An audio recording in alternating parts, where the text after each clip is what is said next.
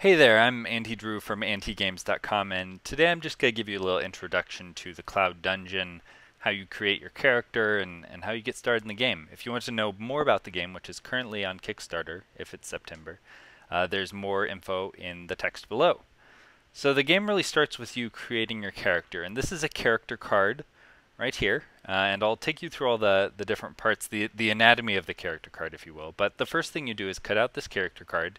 After you select your character, cut it out, and you also cut out the matching standee from the back cover of the book. This will be thicker paper, so you can use it as kind of a game piece in some of the mini games. And it'll also be, you'll be able to color and make this piece match. Now obviously this isn't the same character, this is a little robot dude. But every character will have a matching standee on the back cover. Isn't that cool? So you'll cut these out and get ready, and then you will begin filling out your character card. Now the first thing you'll want to do is come up with a name for your character.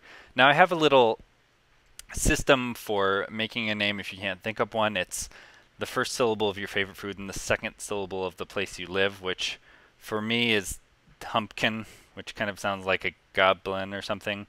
I don't like Humpkin. So I'm going to name her whatever. Okay. You can name your character whatever you want. It doesn't have to be your name. In fact, probably shouldn't be your name. Then you roll for your stats. Now there are 3 different stats on the Cloud Dungeon character card: Smarts, Strength, and Sanity. You'll have beginning numbers in there, and then you will roll 1 die for each stat and add that onto the beginning number. So if I rolled a 1, a 6, and then a 4, then I would add 1 to Smarts, 6 to Strength, and 4 to Sanity to get my new stat numbers, which would be 4, 9, and 5. Now many times throughout the game you'll be asked to do a stats check, which will be a Smarts roll, a Strength roll, or a Sanity roll. And for that you would roll 2 dice. Let's say I roll a 4 and a 1, and compare it to the stat, which would be the rightmost number in that row. And so if I rolled a 4 and a 1, if it's equal or lower to whatever stat you're rolling for, then it's a successful roll. And if it's higher, then the challenge was too much for you and it's a failure. So for example, if I was doing a Smarts roll, a 5 would be a failure because it's above, but it would be a success for a Sanity roll. Then after you've decided your stats, or rolled for your stats, then you will cut out the tabs on your character card. These are your health tabs, and every time you are damaged, you will remove a certain number of these permanently from your card. You'll actually physically tear them from the card. So you'll be cutting along the dotted lines.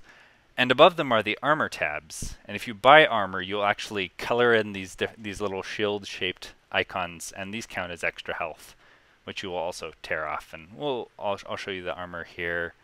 Armor and weapons are actually placed on your character, either glued or taped, kind of not using tabs, but kind of paper doll style.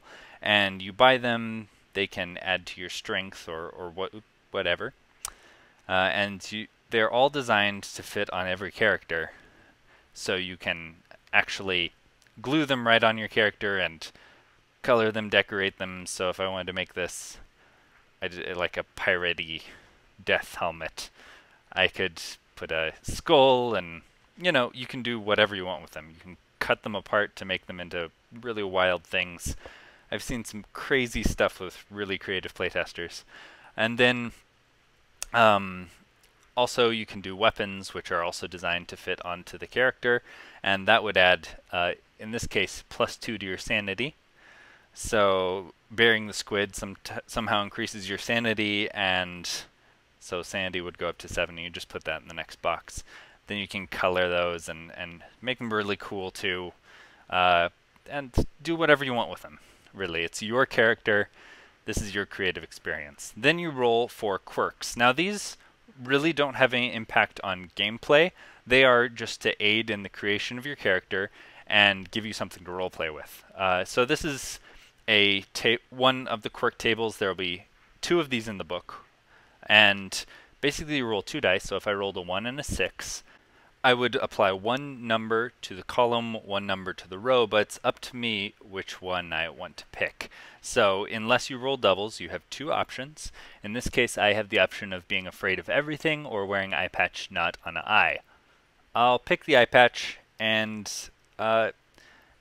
it's not going to be on my eye, but it's going to be on my squid's eye, which might be cheating, but it makes the squid look nice and piratey, and I'm going to add some blood and stuff. Just because I can do anything. It's my character. You know, this is the point of the Cloud Dungeon in a lot of ways. A lot of this is just to inspire creativity. And you can write quirks down here at the bottom if you want to. You don't have to, because it doesn't really matter gameplay-wise. But if you want to remember them, if you want to have a record of that, you can do that. And so then we will go on to selecting gold and starting items. Gold, you just simply add up all your stats as they are after you've rolled for them the first time, and you compare it to the numbers on this table, and you get that much starting gold, which gives players a chance to catch up a little bit, especially if they got terrible beginning rolls. They can buff those stats back up by buying more stuff than other players. Then we have the decision card, which allows you to keep track of the different decisions you make. Every time you make a decision, it will prompt you to circle something on your decision card, one of these pairs, these letter number pairs. And then you will see later on in the game these boxes, which will give you consequences for those decisions. So it says A1, A2, A3, and you just follow what you've circled on your decision card. You can have one decision card for the whole table, or multiple ones, but they'd say exactly the same thing. They need to be identical. And finally, I'm just going to give you a little example of how mini games and battles work. It's instructions using these types of flowcharts, flowchart instructions, and this is the setup up here, and then down here it tells you how to progress through the game using these little flowcharts, which is a very easy, user-friendly way to play the game. And that is the introduction to the Cloud Dungeon, which is kickstarting now, if it happens to be September 2015 when you watch this video. And head over to andygames.com/kickstarter to check it out. And I'm going to keep killing this character because I'm way too invested in her now.